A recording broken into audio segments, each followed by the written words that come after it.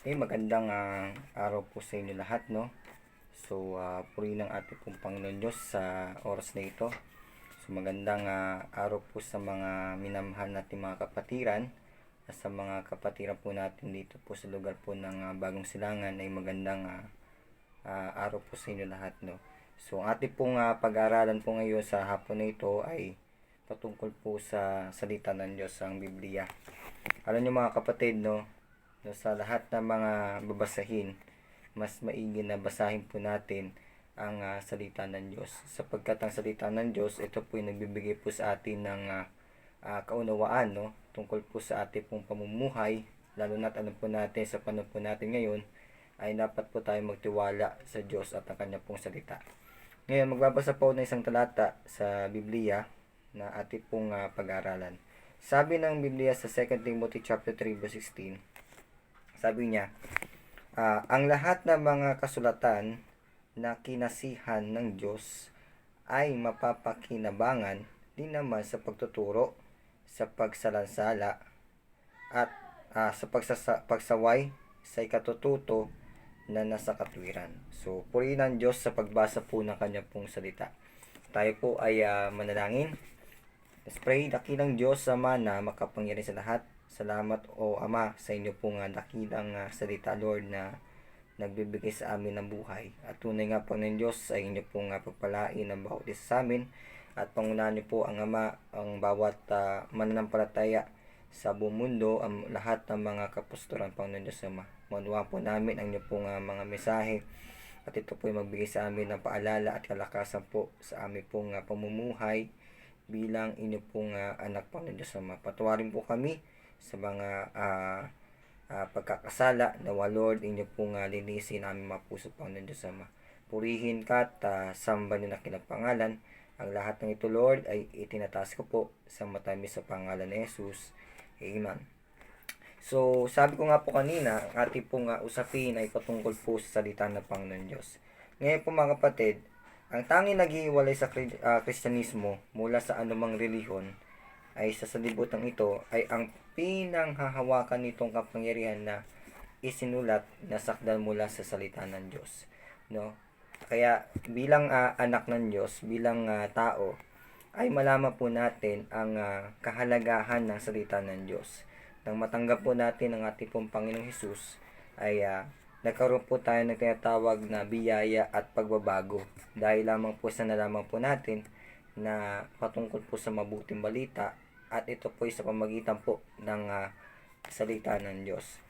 At yung mga bagay na ito na kaalaman ay nakikita po ito, no, tungkol po sa mga bagay na Christian living, sa mga bagay na Kristyanismo. Doon lamang po makita yan dito sa salita ng Panginoon Diyos. Para maging mamuhay po tayo ng tama at hindi po tayo mapahamak sa mga gawi o sa mga bagay na gawa po ng sanlibutan na ito. Ipinapahiwalay tayo dito o inihiwalay tayo dito sa mga bagay na ito na sa ganun na hindi pa tayo mapahamak sa ating pong pamumuhay dito po sa mundo na ito. So ano po ba ang salita ng Diyos? Bigyan po natin ito ng paglilinaw at pag-aaral patungkol po sa salita ng Diyos. So, tingnan natin dito. Sabi ng Biblia, ang salita ng Diyos ay ganap sa kaligtasan. Kaya ang salita ng Diyos, dahil ito po ay ganap sa kaligtasan, ay nagbibigay sa atin ito ng tinatawag na pag-asa, sapagkat ang ating po mga kaluluwa ay ito po ay meron pong destinasyon kapag tayo po ay namatay. Kaya nga sinabi ng 1 Peter chapter 1 verse 23, sabi niya, yamang ipinanganak kayo muli, hindi sa binhi nasisira, kundi sa walang kasiraan, sa pamagitan ng salita ng Diyos, na nabubuhay at namamalagi. Ibig sabihin, ang mga bagay na kasiraan ay dito sa mundo ito ay nasisira. Pero ang salita ng Diyos ay hindi ito kailanman masisira. Bakit? Kasi ito po ay makapangyarihan at ito po ay lubos na hindi nasisira or ito po ay nanggagaling po sa Diyos, no? Kaya nga sa biyaya tayo naligtas eh. Kaya nga sabi ng Ephesians chapter 2 verse 8, sabi niya, sapagkat sa biyaya kayo'y nangaligtas sa pamamagitan ng pananampalataya. Kaya dahil sa pananampalataya, ay nagkaroon po tayo ng kaligtasan, kung kaya tayo po mga anak ng Diyos ay nagkaroon po ng tinatawag na pag-asa dahil lamang sa nalaman po natin dito sa salita ng Diyos at patungkol po sa kaligtasan. Kaya nga ang ating paniniwala ay nanggagaling sa pakikinig at pakikinig na salita ng Diyos. Kaya nga sabi ng Romans, di ba?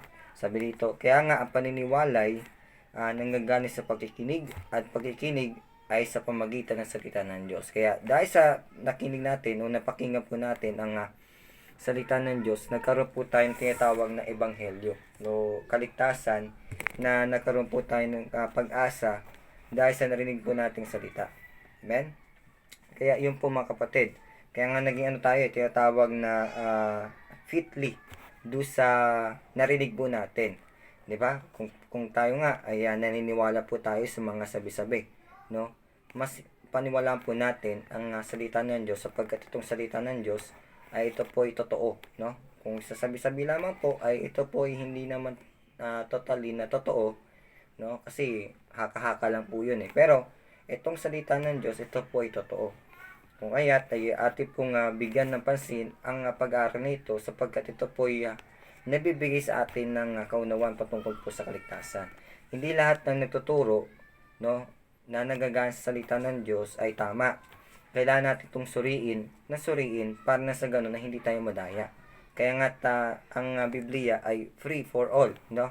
Ito po ibinigay sa atin para malaman po natin individually yung sinasabing katotohanan at para ito po ay ma-apply po natin sa ating pong katayuan sa panahon po nating ito sa harapan ng Diyos, no? Ang kaligtasan po ay sa pamamagitan po ng ebanghelyo. Tingnan mo sabi ng 1 Corinthians chapter 15 verse 1. Sabi niya, "Ngayon ipinatalastas ko sa inyo, mga kapatid." Ito sabi po ni Pablo. Ang ebanghelyo, pag sinabing ebanghelyo sa English po niyan is gospel, no? Gospel, no? Nandaw, na sa inyo'y aking ipinangaral na inyo namang tinanggap na siya naman ninyong pinanatilihan. Ibig sabihin, nung tinanggap natin ang ebanghelyo, ay nagkaroon tayong tinatawag na pananatili. Nanatili tayo sa Diyos dahil sa nalaman po natin na itong ebanghelyo na ito ay nagbigay sa atin ng kaligtasan. Kaya tayo namang anak ng Diyos ay nagkaroon naman tayo ng pagnanais na mas lalo pa natin malaman na patungkol po sa Diyos, no? So pangalawa, sabi do sa verse 2, sabi, sa pamagitan naman nito'y ligtas kayo. O, diba? Dahil sa ebanghelyo, tayo po ay nagkaroon ng kaligtasan. Ano daw? Matyaga ninyo iingatan ang salitang ipinangaral ko sa inyo. Sabi, talagang nasa iyo talagang kaligtasan. Kasi matyaga mo pinag-iingatan. Na hindi ka mapapaniwala sa iba, hindi ka alis sa Diyos, sapagkat kung ikaw po ay alis sa Diyos ay ikaw ay questionable kung nasa iyo talagang kaligtasan o wala. Kaya sabi ito, maliban na kung kayo'y nagsisampalataya ng walang kabuluhan. Tingnan mo yung karugtong hindi ibig sabihin na umalis ka, na tumanggap sa Panginoon Diyos, umalis ka ay wala kang kaligtasan, no? Ito'y sinabi ng Biblia. Sabi niya, maliban na kung kayo'y nagsisampalataya ng walang kabuluhan. Ang ibig sabihin, kung nanampalataya ka sa walang kabuluhan, alis ka talaga. Kasi hindi ka naniwala eh. Saka hindi ka fit do sa pinaniwalaan mo. Kailangan yung totoo talaga. Yung totoong katotohanan na nagtuturo tungkol po sa kaligtasan. Kaya sabi dito sa verse 3, sabi niya, ang ebanghelyo ito po yun. Ang ibig sabihin nito, sabi, sapagkat ibinigay ko sa inyo una sa lahat ang aking namang tinanggap. Kung ano tinanggap ni Pablo, no, siya naman po ay yun din ang ating pong tatanggapin. Na ano daw? Na si Kristo ay namatay. Yun pala ibig sabihin ng ebanghelyo. Na si Kristo ay namatay dahil sa ating mga kasalanan. Kaya si Kristo Jesus, dahil sa salita niya, nalaman natin na itong si Kristo ay namatay para sa atin, sa ating pong mga kasalanan. Bakit? Kasi lahat po tayo makasalanan. Sinabi ng Romans 3:23, sabi niya, for all have sinned and come short of the glory of God. And then ano pa, sabi, ano ba ibig sabihin ng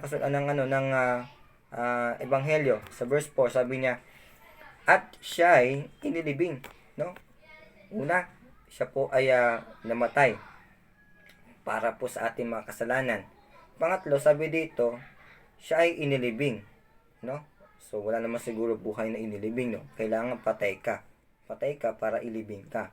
So, sabi dito, yun pala ibig sabihin ng Ebanghelyo. Ano pa? At siya'y huling binuhay ng ikatlong araw. Ayon sa kasulatan. Ibig sabihin, siya po ang ibig sabihin ng Ebanghelyo ay si Kristo Jesus ay namatay para sa ating makasalanan, inilibing at muling nabuhay sa ikatlong araw. Ibig sabihin, mga kapatid, ang Ebanghelyo na ito, nalaman natin ito dahil sa kanya pong salita ng Diyos, kung kaya't pinaniwalaan po natin ito at nagkaroon po tayo ng kaligtasan. Ito yung tanong. Ang tanong po dito mga kapatid, ikaw ba ay nakakasiguro ka ba na nasa iyo ang kaligtasan? Alam mo ba sa sarili mo na meron kang Ebanghelyo sa puso mo? Tinanggap mo na ba si Jesus sa puso mo? Sapagkat sinabi ng Biblia, kung wala si Jesus Christ sa puso mo, at sinabi ng Biblia, nasa iyo ang kamatayan. Bakit? Kasi si Jesus Christ ang ilaw, siya yung the way, the truth, and the life na magbibigay sa atin ng buhay papunta po sa langit. Kung wala pa si Jesus sa buhay mo, ito na yung tamang panahon para tanggapin mo siya. Nais mo bang siyang tanggapin? Ang dapat mo gagawin, sinabi ng Romans 10:9, no, sinabi ng Romans 10:9, doon sa Romans 10, sabi niya, basahin po natin para hindi po tayo malito. Sabi ng verse 9,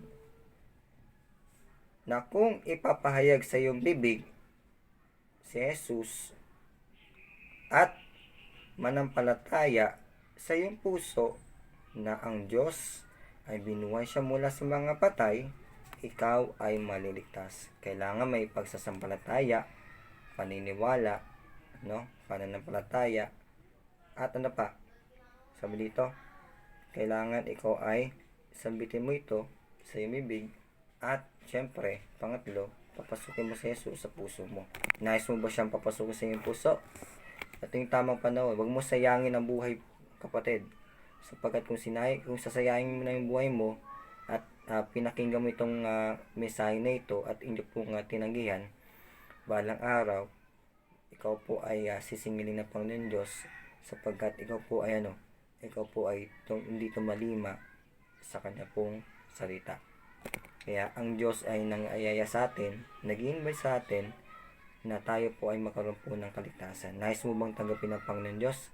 Simple lamang po, no? Tanggapin natin siya, aminin natin tayong makasalanan, at the same time ay paniwalaan mo natin siya sa pamagitan po ng panalangin. Mananalangin po ng panalangin pagtanggap, no? Sabayan niyo po sa aking mga panalangin, at pag sinabayan ako sa panalangin, dapat nanggagaling ito sa ating pong puso. Sige po, ako po yung manalangin. Let's pray. Dakilang Diyos Ama, maraming salamat po sa pagkakataon nito na aking nalaman na ako'y makasalanan. At tunay nga Panginoon, lumalapit ako sa iyong trono ng biyaya na may pakumbaba. Patawarin niyo po ko sa aking mga kasalanan. Sa oras na ito, Panginoong Jesus, inaamin ko na ako'y makasalanan. At tunay nga Lord, Panginoon Jesus, ay pinapapasok kita sa aking puso, tinatanggap kita na aking personal na Diyos at tagapagligtas. Sa oras na ito, ikaw ang aking Diyos mula ngayon, magpakailanman. Sa pangalan ni Kristo Jesus, Amen. Tunay nga na kung ito po ay galing sa puso niyo po, ang pagtanggap, sinabi ng Biblia, ikaw po ay may buhay na walang hanggan. At syempre, ikaw po ay anak ng Diyos. Sinabi ng John chapter 1 verse 12. But as many as receive Him, sino yung Him na yan? Si Jesus Christ, tinanggap natin siya. To them gave He. Ano yung power na bigay sa atin? Power to become the sons of God. Tayo po ay naging anak ng Diyos. Lahat tayo nilikha ng Diyos, pero di lahat ng tao ay anak ng Diyos. Kaya kung ikaw ay sumunod sa aking mga panalangin na taimtim at galing sa iyong pong puso, sinabi ng Biblia, ikaw po ay diniklarang anak ng Diyos. Hindi lamang nilikha, kundi ikaw po ay anak ng Diyos. Okay po? Sige po. Antabayan niyo po ang aking pong live stream, ang aking pong video, at inyo pong i-share po sa iba para sila po ay makakapag pakikinig ng inyong mensahe na po ng Diyos patungkol po sa kanya pong mensahe. So salamat po sa inyong pong panonood, at tunay nga kung ikaw po ay nanonood, dapat maging aware ka at manatili po sa gawain ng Diyos. Okay? So maraming salamat po, and to God be the glory.